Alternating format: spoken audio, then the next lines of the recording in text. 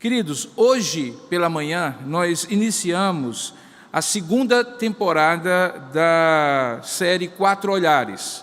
No mês passado nós tivemos a primeira temporada, foi sobre os princípios, como os evangelistas começaram a contar a história de Jesus.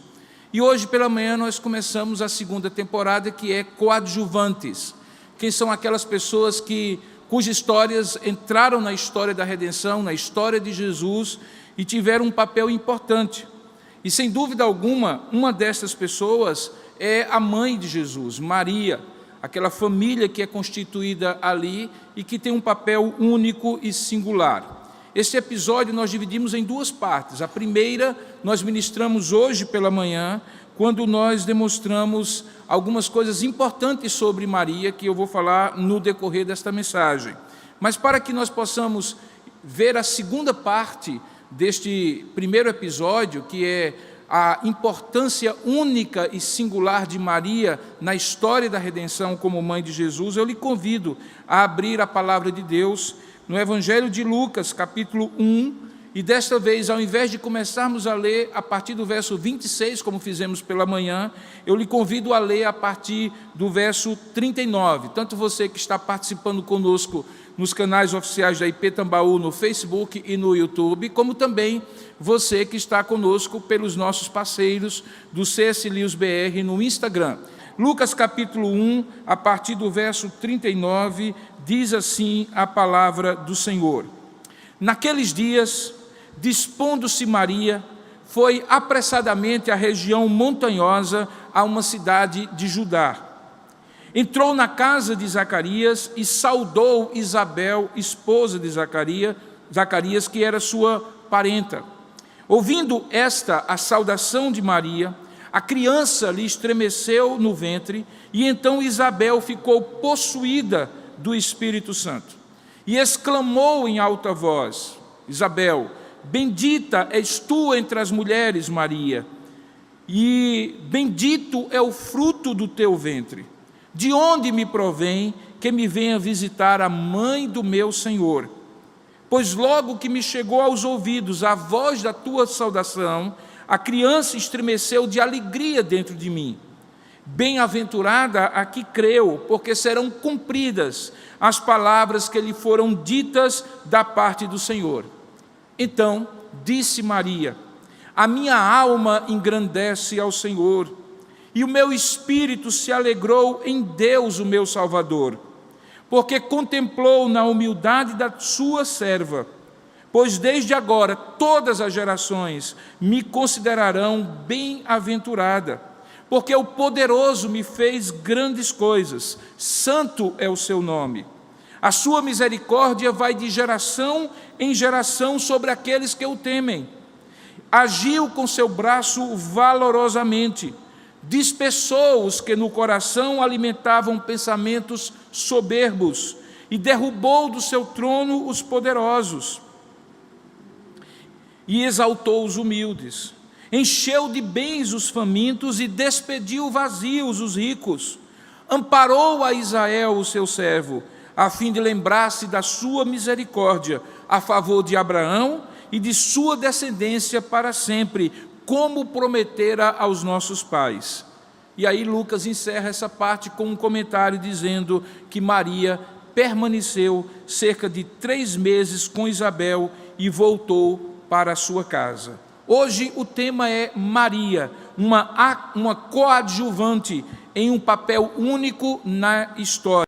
Nós sabemos que uma boa história, como eu falei pela manhã, precisa de um bom protagonista, e na história da redenção não é outro senão o Senhor Jesus. Mas junto com o protagonista, Deus, na sua divina providência, dentro do seu propósito, coloca coadjuvantes, dos quais, como eu falei, Maria é, sem dúvida nenhuma, a principal, por ter sido a mãe do nosso Senhor e Salvador, Jesus Cristo. A primeira parte do relato de Lucas, que nós vimos hoje pela manhã, nos informa que Maria era de uma cidade da Galileia chamada Nazaré, uma cidade desconhecida, tão pequena, tão inexpressiva, que não é citada uma única vez no Antigo Testamento, e a primeira vez que é dito algo sobre Nazaré é exatamente nesse texto. Descobrimos que ela é da região da Galileia, no norte de Israel, já perto do Líbano, uma região que não era das mais religiosas de Israel, era considerada como Galileia dos gentios, ou seja, daqueles que estavam ali misturando-se com os judeus, o que fazia com que muitos judeus desprezassem aqueles que ali moravam, porque achavam que eles eram, na sua maioria, gentílica e que, portanto, não tinham a pureza da religiosidade do sul de Israel, em Judá, próximo a Jerusalém. Isso é tão verdade que João registra em dado momento que quando Filipe encontra o Senhor Jesus e vai apresentar a Natanael o Messias, ele chega a dizer um ditado popular que era corrente naquela época e que é nesses termos: de Nazaré pode sair alguma coisa boa? Lucas faz questão, no entanto, de registrar que Maria, apesar de ser dessa região, que não incentivava a sua piedade, a sua devoção a Deus, na verdade era originalmente da região de Judá, junto com seu esposo, o futuro esposo José. Ambos eram descendentes da tribo de Judá, e nós descobrimos isso quando é dito que o decreto de César Augusto, convocando todas as pessoas do Império Romano para um recenseamento, fez com que ambos fossem para Belém. E naquela ocasião, pouco depois dessa anunciação, Maria, já grávida, vem a ter o Salvador em Belém da Judéia, cumprindo assim a profecia. Até o presente momento, Lucas faz questão, portanto, de situar aquele relato no tempo, na história e na geografia, incluindo um detalhe que era absolutamente importante. Lucas diz no versículo 27, que nós não lemos, mostramos hoje pela manhã, que Maria era uma virgem, uma jovenzinha adolescente, desposada com certo homem da casa de Davi, que era José. Só isso faria com que o que vai ser anunciado pelo anjo Gabriel àquela mulher, àquela jovenzinha, seja algo extraordinário, porque Lucas, depois de narrar, organizando-se como um hábil historiador que é, localizando os fatos em Nazaré da Galileia, os personagens, o anjo, Maria, José e assim por diante, agora vem descrever aquilo que torna Maria uma coadjuvante com um papel único na história. É que quando o anjo chega até Maria e a saúda, dizendo que ela é uma bem-aventurada, uma favorecida, e que aquilo deveria ser motivo de grande alegria, a primeira reação de Maria era uma reação de temor a Deus diante daquela seriedade do anúncio. Maria sabia, porque conhecia o Antigo Testamento, que nesses momentos de visitação especial de Deus, quando Ele enviava um anjo para algum rei, algum profeta, ou alguma pessoa que seria sacerdote, um grande juiz, um personagem de vulto, aquilo deveria ser tomado com grande seriedade e temor ao Senhor. Descobrimos, portanto, hoje pela manhã, que a primeira reação de Maria, que mostra muito o caráter dela, foi uma reação de temor. E o temor era justificado, porque a comunicação do anjo a Maria é a mensagem mais importante que um mensageiro já entregou a uma pessoa individualmente. É a razão para dividir a história entre antes de Cristo e depois de Cristo. O anjo escolhido é especial, Gabriel, o único que ao lado do arcanjo Miguel tem o seu nome revelado na Escritura Sagrada. E o anúncio é extraordinário, porque é dito a Maria que ela conceberia e teria um filho. E esse filho seria o Filho do Altíssimo, que ele seria o herdeiro eterno do trono de Davi, cumprindo a promessa que Deus havia feito àquele grande rei, que ele reinaria para sempre sobre a casa de Jacó e o seu reinado não teria fim.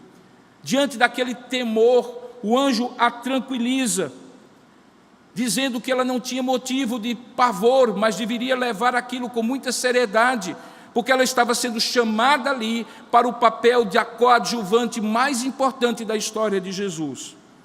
A segunda reação de Maria que nós vimos hoje pela manhã, eu estou fazendo uma rápida recapitulação, é que ela, como uma mulher temente a Deus, também é uma jovem crente em Deus, porque ela quis entender como aquilo seria. Ela não descreu antecipadamente, diante da impossibilidade natural de que aquele anúncio pudesse se realizar, visto que ela era virgem e não havia tido relação sexual nenhuma, e ainda havia tido um compromisso feito com aquele homem José. É perceptível a diferença de como Maria reage para a diferença com a reação de Zacarias, o pai de João Batista. Essa nítida diferença, apesar das notícias serem ambas extremamente extraordinárias, está muito clara quando nós olhamos no versículo 18, que hoje pela manhã nós expusemos, que Zacarias pergunta ao anjo, o mesmo anjo, como é que ele saberia isto? Ou, em outras palavras, como ele poderia ter certeza de que aquela mulher que ele tinha, Isabel, estéril, já idosa, e ele também idoso, poderiam ter um filho. Mas no caso de Maria, há uma diferença. Ela simplesmente queria saber como seria o papel dela no milagre da concepção virginal de Jesus. No caso de Zacarias, a dúvida era como seria possível que Deus fizesse isso acontecer. Mas a dúvida de Maria era sobre a missão dela como parte do milagre, enquanto a dúvida dele era sobre a missão de Deus em fazer possível o impossível. O anjo convence Maria dizendo que para Deus não haveria impossíveis em todas as suas promessas. E agora a gente vê que o temor de Maria é tranquilizado quando o anjo diz que ela está debaixo do favor de Deus. E diante da incompreensão, pela impossibilidade que Maria levanta, o anjo assegura o poder de Deus que faz tudo possível.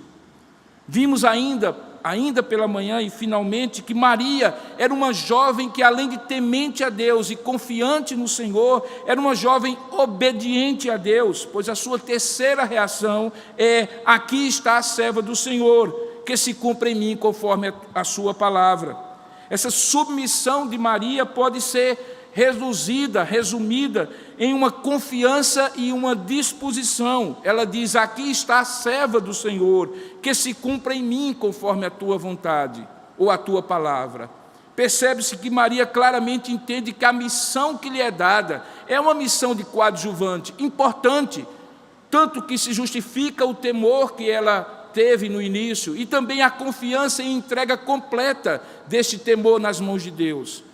Mas essa submissão implicava em que ela entendia que uma missão maior estava envolvida e cobria aquela missão que havia recebido. Era a missão do próprio filho que ela haveria de gerar. Ela se coloca como serva do Senhor e diz: faça-se em mim, cumpra-se em mim conforme a tua palavra.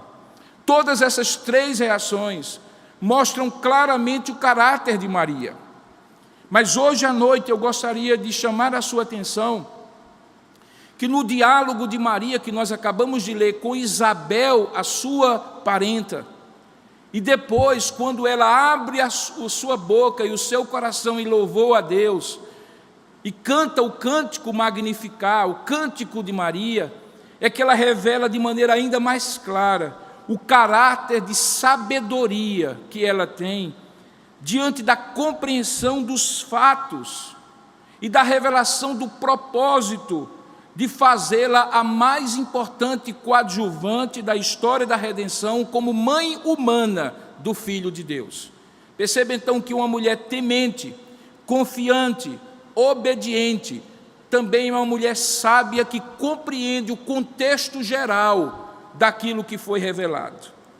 Então, se é verdade que as reações de Maria que eu expus pela manhã revelam o seu caráter, o cântico de Maria, adorando e louvando a Deus, como toda música que sai das entranhas de alguém que realmente está em comunhão com Deus, revela de forma poética a sua compreensão profunda, verdadeira e espiritual do que estava acontecendo ali e qual era o papel que Deus tinha reservado para ela. Somente Lucas registra esses dois episódios: a visita de Maria na região montanhosa da Judéia, da Galileia, onde Isabel estava, e o contexto do cântico de Maria que ele emoldura nessa história.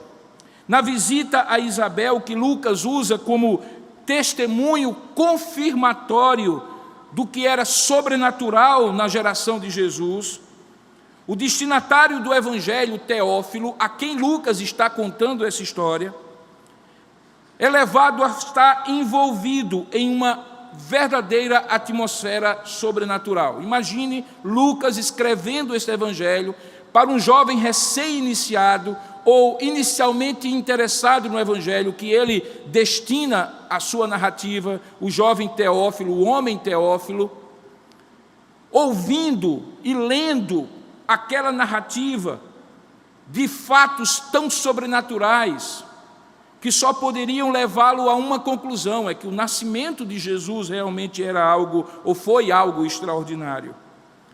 Ao registrar, portanto, essa visita, o que Lucas tem em mente é demonstrar para Teófilo e também para nós hoje, que aqueles fatos que ele está narrando revelam o caráter absolutamente único, singular e sobrenatural do nascimento de Jesus. Perceba que Lucas conta que, logo depois daqueles fatos que nós falamos hoje pela manhã, Maria resolve ir visitar a sua parenta Isabel.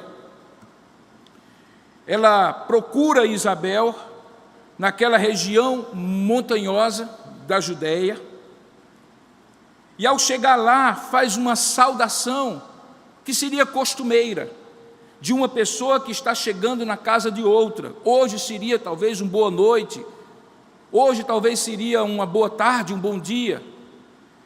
Maria saúda Isabel, sua parenta, e o texto diz que quando Isabel ouve, veja aí o verso 41, quando Isabel ouve a saudação de Maria, algo extraordinário acontece.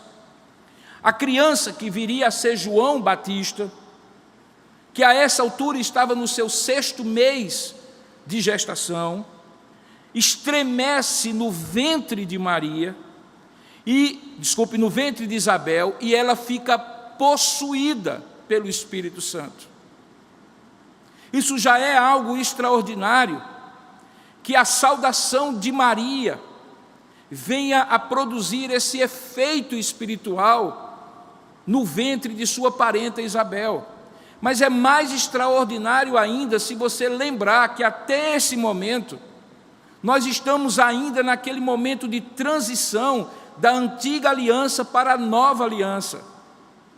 E uma das características da nova aliança seria a presença e a habitação do Espírito Santo em todo aquele que viria a crer, mas não no Antigo Testamento.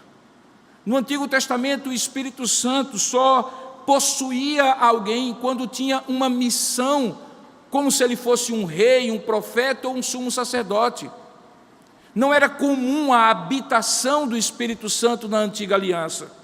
Mas o que nós vemos aqui é que o encontro daquelas duas mulheres, ambas agraciadas por uma operação sobrenatural de Deus, uma porque era estéril e idosa, incapaz mais de gerar um filho, e agora tinha uma criança com 6 meses no seu ventre, que haveria de ser o predecessor, aquele que seria o arauto do Messias, como Deus havia dito ao seu pai e a ela mesma. E do outro lado, uma mulher jovem, bem mais jovem do que Isabel, uma senhora idosa, e do outro lado, uma jovem, virgem, que recebe a visitação de um anjo.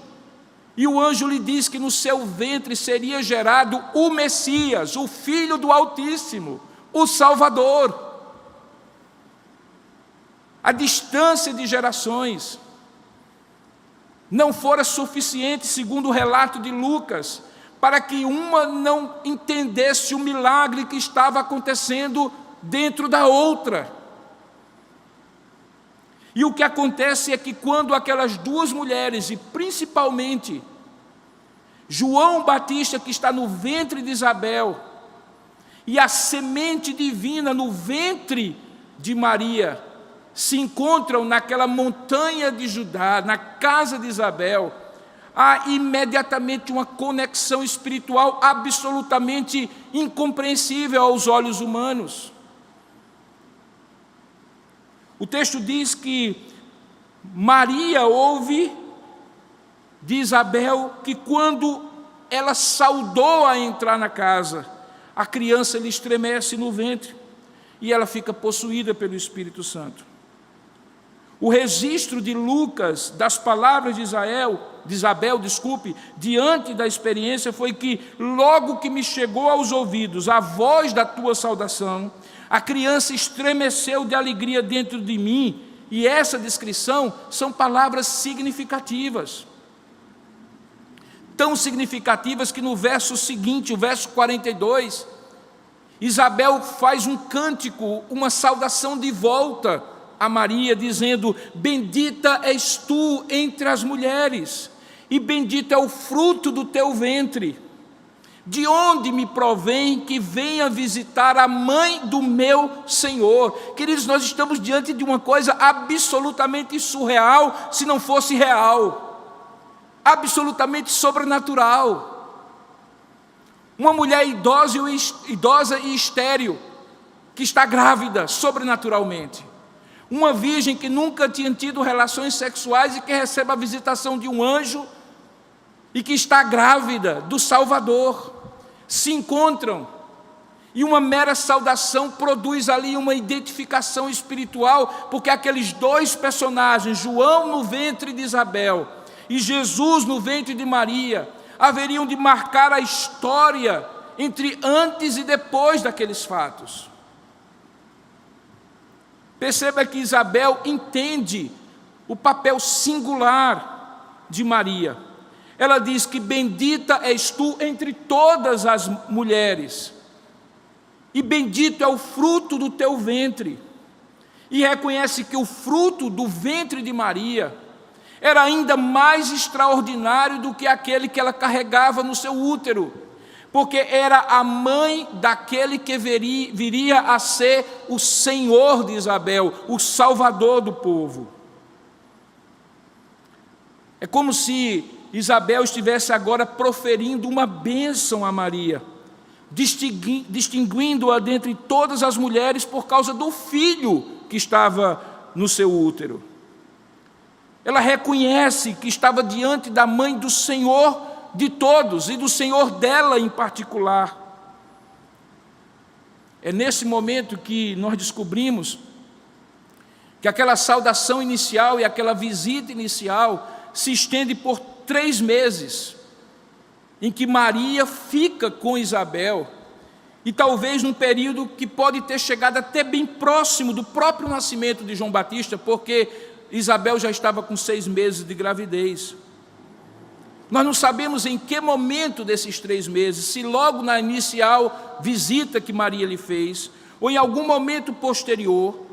Agora nós encontramos Maria diante dessa certeza, daquela confirmação por parte da sua parenta, que não sabia nada da história, do que o anjo havia lhe dito, de que de fato ela seria a mãe do Salvador. Nós não sabemos se agora ou durante algum momento desses 3 meses, Maria reage da 4ª maneira diferente, como nós estamos expondo, que é com louvor, adoração a Deus, que revelam uma compreensão profunda diante dos fatos que estariam envolvidos no nascimento do seu filho, do propósito de fazê-la a mais importante coadjuvante na história da redenção, como a mãe humana do Filho de Deus.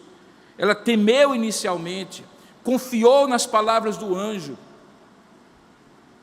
ela comprometeu-se com a missão, em obediência, submissão e disposição de servir.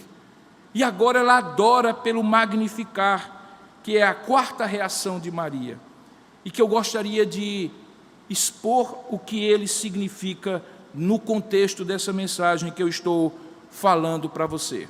Quando você, se puder ver em algum outro momento, comparar o cântico de Maria, que está aqui em Lucas capítulo 1, a partir do verso 46 até o verso 56, com o cântico de Ana, que se encontra em 1 Samuel capítulo 2, e você deve lembrar que a história de Ana é a história de uma mulher que não podia ter filhos, que era desprezada pela sua esterilidade, e que faz um voto. E no seu voto ela diz: Senhor, se tu me deres um filho, eu devolverei esse filho a ti, para que ele te sirva. E quando aquela mulher Ana, que viria a ser a mãe de Samuel, um dos principais profetas, um dos principais nomes do Antigo Testamento, recebe a confirmação que está grávida, ela entoa um cântico. E o cântico de Ana e o cântico de Maria têm semelhanças que não podem ser por mera coincidência. É muito provável que Maria, uma jovem piedosa e crente, conhecesse a história de Ana e conhecesse o cântico que Ana cantou quando soube que, enfim, o seu desejo diante de Deus posto em oração havia se cumprido. Eu vou ler o cântico de Ana para que você compare com o cântico de Maria. Está lá em 1 Samuel capítulo 2. Começa praticamente do mesmo jeito. Enquanto Maria diz: a minha alma engrandece ao Senhor e o meu espírito se alegrou em Deus, o meu Salvador, Ana diz: o meu coração se regozija no Senhor e a minha força está exaltada no Senhor. A minha boca se ri dos meus inimigos, porquanto me alegro na sua salvação.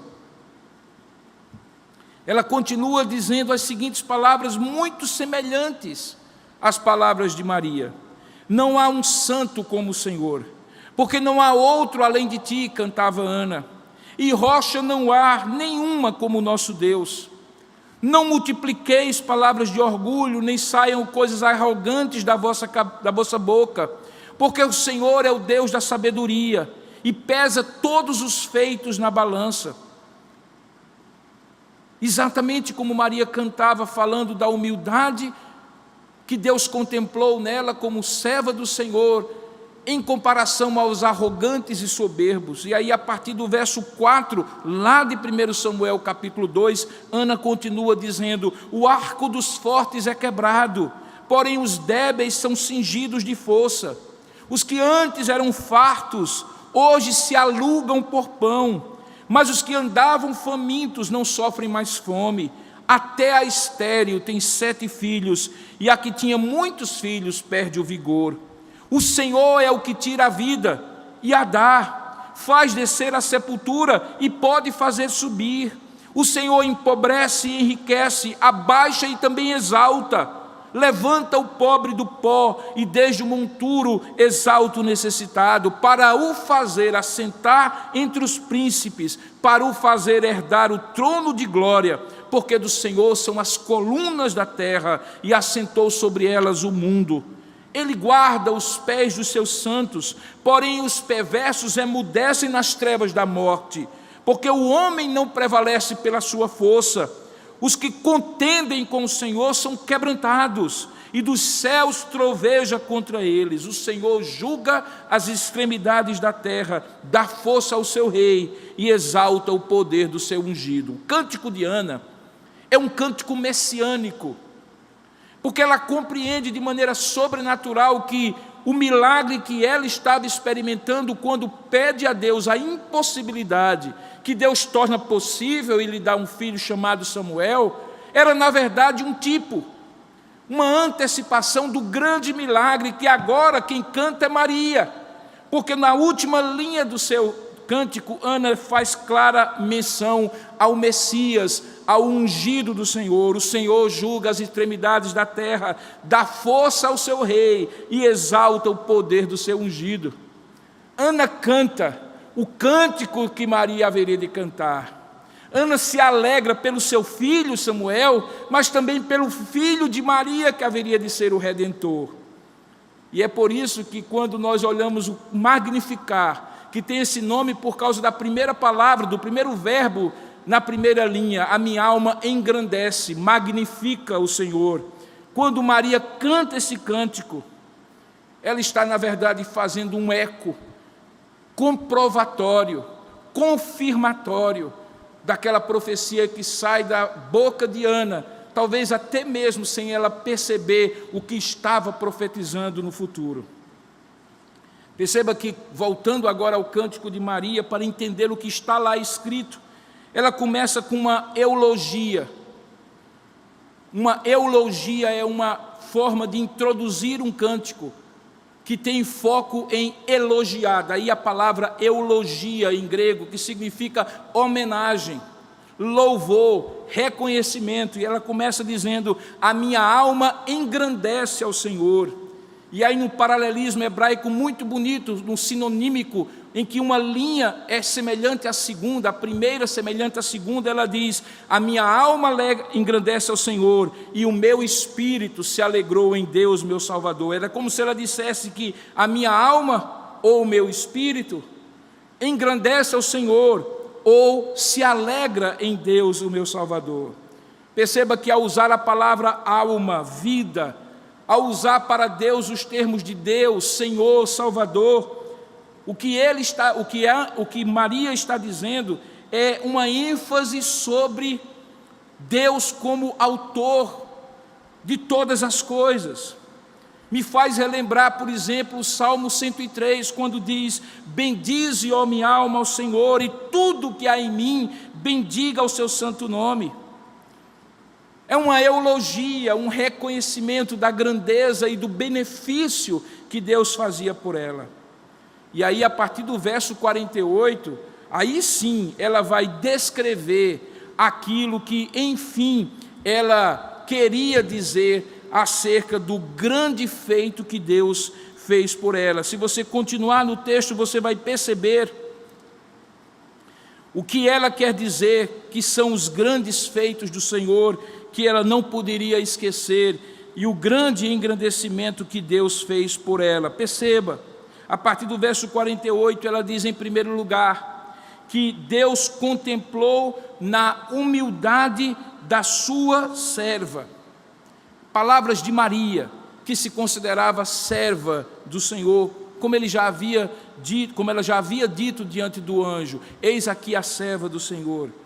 Pois desde agora, continuava Maria, todas as gerações me considerarão bem-aventurada, mais do que feliz. Os ventos da graça de Deus sopravam sobre ela, e ela reconhecia isso. E por que ela reconhecia isso? No verso 49 ela diz: porque o poderoso me fez grandes coisas, santo é o seu nome, a sua misericórdia de geração em geração sobre aqueles que o temem. Veja, Maria olhava para a sua experiência e reconhecia que era uma experiência da generosidade, do favor, da ventura, da compaixão de Deus para com ela. Era graça infinita que Deus dispensou àquela jovem ali, naquela circunstância. Uma graça incomparável, que a fez a coadjuvante mais importante da história da redenção, cujo protagonista é Jesus. Mas aí, a partir do verso 51, Maria, do nada, queridos, prestem bem atenção, nós estamos falando de uma adolescente, não de uma teóloga, não era um escriba da lei que estava falando, um homem de erudito saber, era uma adolescente tomada pelo Espírito de Deus, que descortina diante dos seus olhos o quadro maior, a amplitude do horizonte do que Deus estava fazendo. Ela conta sim a sua experiência, ela entende sim que naquele momento ela podia reconhecer que na sua história, naquele momento, Deus estava sendo favorável para com ela. Mas a partir do verso 51, ela vê um quadro mais amplo, ela vê o mesmo quadro que Ana viu, que quando Deus envia o seu filho, ele inverte completamente as expectativas e as tendências, o status quo daquilo que era visível ali. Veja o que é que ele faz: agiu com o seu braço valorosamente, uma expressão que significa que Deus veio com poder e autoridade. E como ele demonstrou esse poder e autoridade? Ele dispersou os que no coração alimentavam pensamentos soberbos. Ele derribou do seu trono os poderosos e exaltou os humildes. E aí ela começa uma série de inversões. Ele encheu de bens os famintos e despediu vazios aqueles que antes eram ricos. Ele amparou a Israel, o seu servo, a fim de lembrar-se das misericórdias e do favor de Abraão e da sua descendência, conforme prometera aos nossos pais.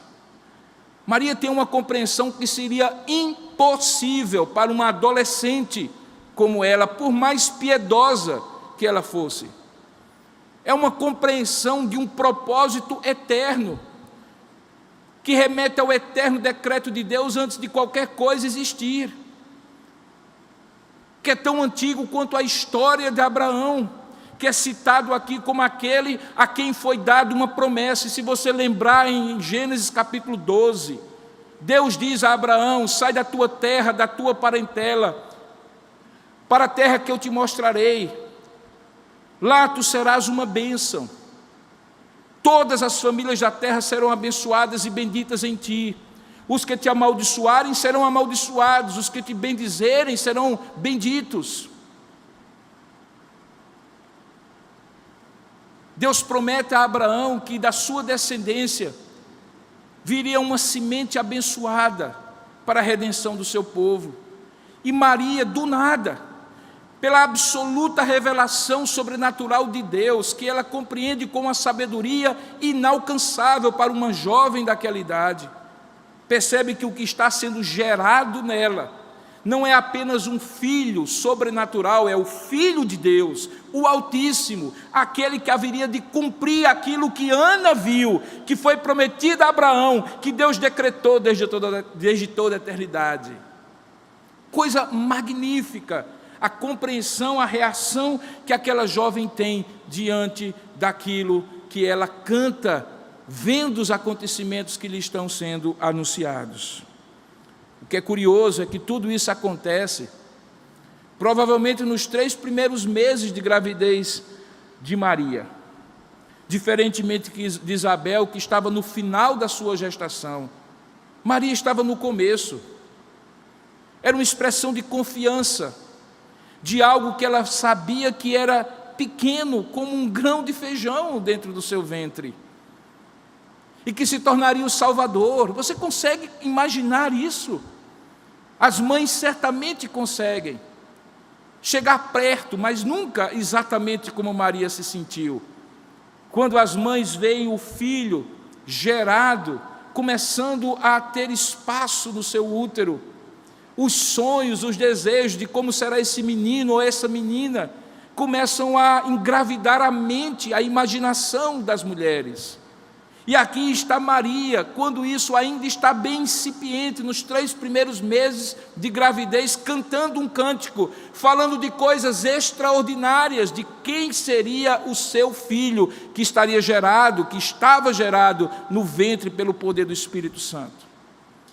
Como não entender que essa mulher tem uma história extraordinária, um papel extraordinário dado por Deus, não para ser protagonista, mas para ser coadjuvante, a maior coadjuvante da história da redenção, porque foi a mãe do nosso Senhor e Salvador Jesus Cristo.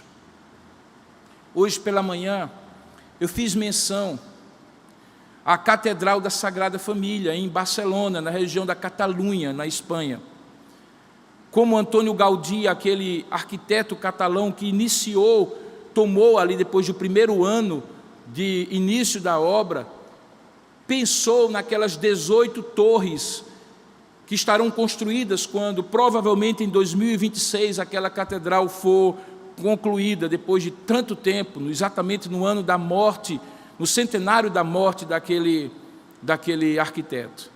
E eu falei pela manhã que a torre mais alta, com 170 metros de altura, será a torre em homenagem a Jesus Cristo.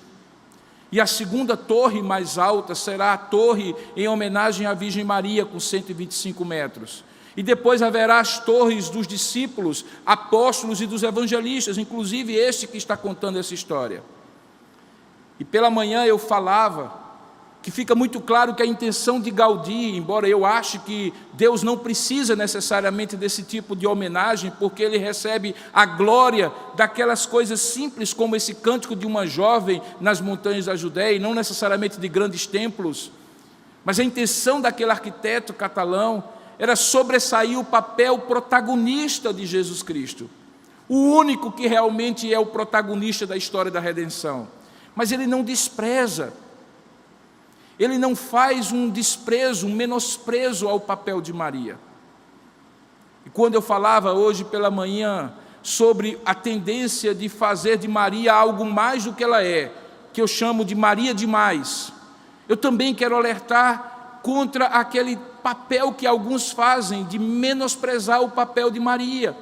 Se alguém me perguntar por que Deus escolheu Maria porque quis escolher. Como Deus sempre faz. Ele nunca escolhe porque vê alguém merecedora de ser escolhida. Mas ao escolher aquela mulher, ele escolheu um ventre virgem, puro, piedoso, de uma jovem que não sabia o que era uma relação com um homem, e cuja piedade se revela nessas reações que eu falei hoje pela manhã e agora à noite, de temor diante da seriedade, de confiança nas palavras da anunciação, de obediência, submissão e disposição de servir, quando dizes aqui a tua serva, e agora, de uma compreensão para além da sua idade e da sua maturidade, que vem pela revelação de Deus e que ela acolhe e expressa num cântico magnífico como este, Magnificar. Por isso que é preciso evitar o erro de Maria de menos e também evitar o erro de Maria de mais. O que me chama a atenção nessa história é que tudo isso é contado por Lucas para aquele homem chamado Teófilo, que está ali descrito como alguém que havia sido iniciado na fé cristã, um novo convertido ou um novo interessado na fé cristã. E tudo aquilo que está descrito aqui é incluído por Lucas sob a supervisão e inspiração do Espírito Santo, para que ele tivesse plena certeza daquilo que foi instruído. Esse fato é usado por Deus pela pena de Lucas para dar a Teófilo plena certeza do que Teófilo tinha sido instruído. E, de certa maneira, plena certeza do que você tem sido instruído na palavra de Deus. O que esse episódio revela é um Deus para quem não há impossível em suas promessas, que faz o sobrenatural ser tão natural para ele, que toma uma mulher idosa e estéril e faz com que ela seja a mãe do arauto do Salvador, o precursor João Batista. E pega uma jovem, virgem, piedosa, de uma cidade insignificante, da região menos piedosa de Israel, e a torna mãe do Salvador.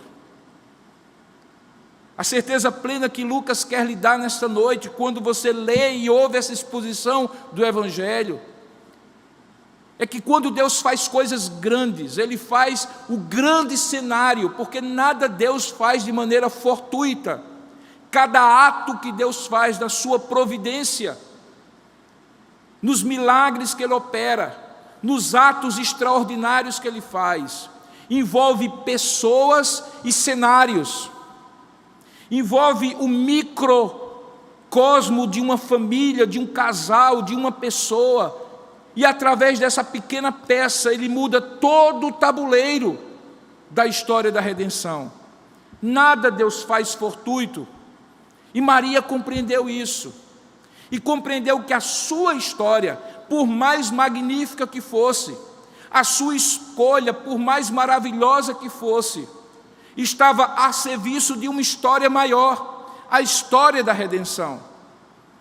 A ênfase dessa temporada da série Coadjuvantes é justamente mostrar que Deus usa pequenas pessoas para essa grande história. Usou uma pequena pessoa chamada Maria para uma grande história, a história da redenção. Como você verá no próximo domingo, quando nós falarmos sobre João Batista, sobre os discípulos e apóstolos do Senhor, você verá que nenhum deles era extraordinário, porque Deus toma pessoas ordinárias, simples, humildes, servos, gente que eu e você talvez não escolheria, para fazer coisas extraordinárias, para que a história extraordinária seja a história da redenção e não a história desses personagens, que são coadjuvantes, importantes, mas coadjuvantes. O protagonista sempre será o Senhor Jesus.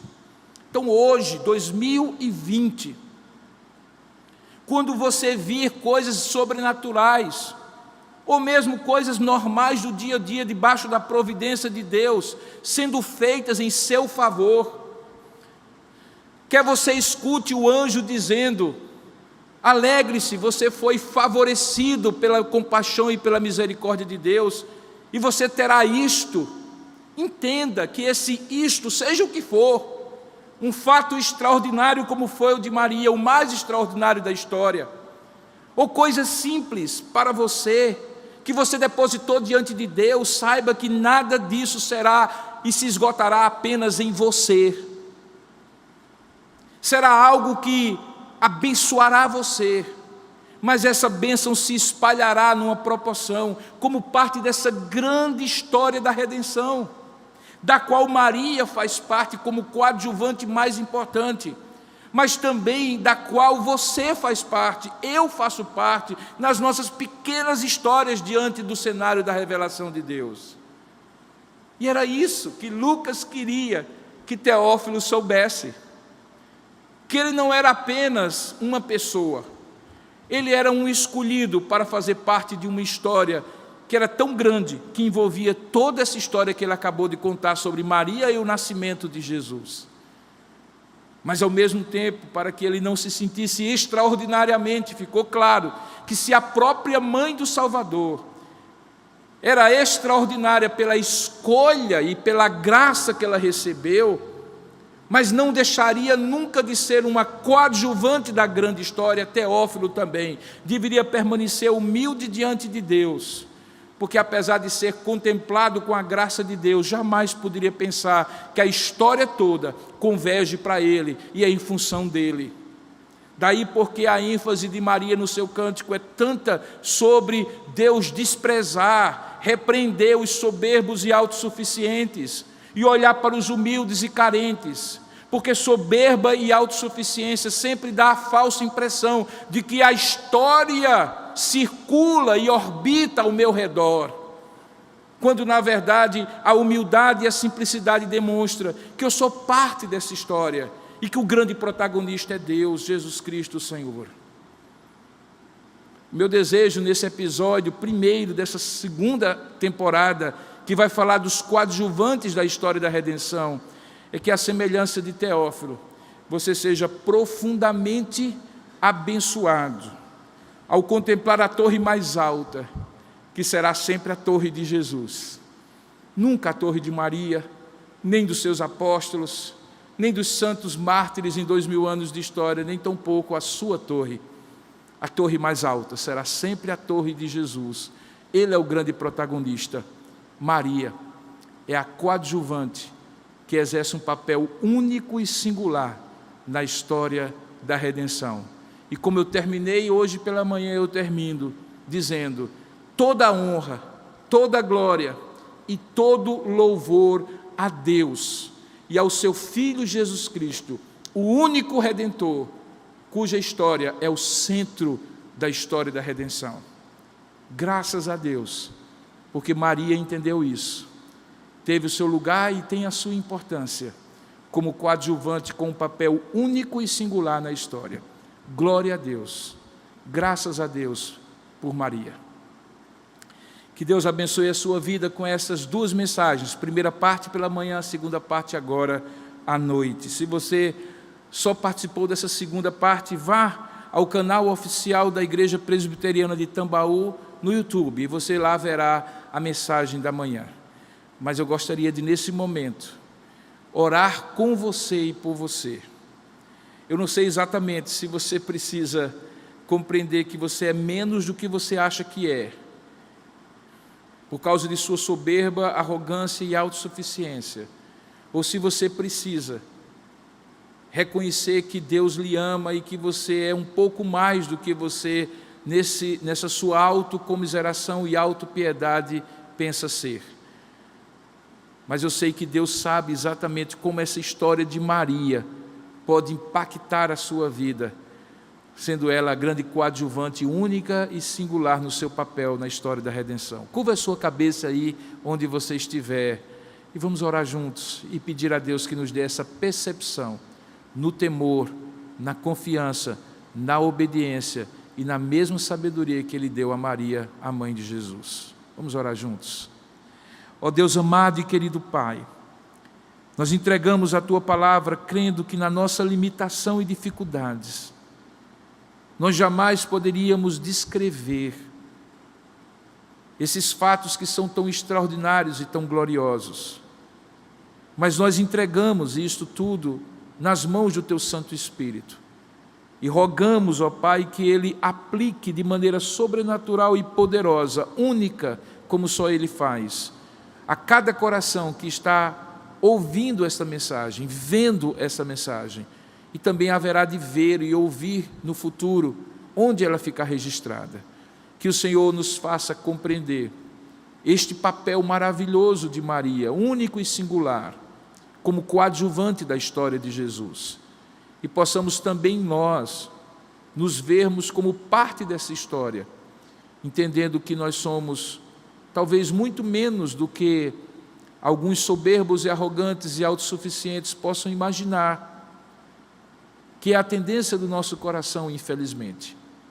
Mas, ao mesmo tempo, quando chamados por Ti, Tu demonstras que o valor que Tu pões sobre nós, a Tua graça que puseste sobre Maria e que pões sobre nós, nos faz mais do que bem-aventurados por fazer parte dessa história da redenção. Que a semelhança de Maria nós possamos levar isso com o temor e a seriedade que precisa ser levado, com a confiança mesmo diante da incompreensão de como Tu fazes as coisas na nossa vida, porque Tu não nos deves explicação, visto que não compreenderíamos jamais tudo o que Tu fazes, da maneira e por que Tu fazes. Que a semelhança de Maria também o Senhor nos dê, ó Pai, aquela obediência, submissão e disposição de cumprir o nosso papel, seja ele qual for, dentro do Teu propósito. E, finalmente, que isso redunde numa expressão de louvor, adoração a Ti, que veja o cenário mais amplo da história da redenção, de como em Jesus Tu mudas todas as tendências e inverte todas as coisas, que nós possamos fazer parte deste plano e dizermos a Ti também: eis aqui os Teus servos, cumpra-se em nós a Tua palavra. É assim que nós Te oramos e Te agradecemos, em nome e para a glória do Senhor Jesus. Amém.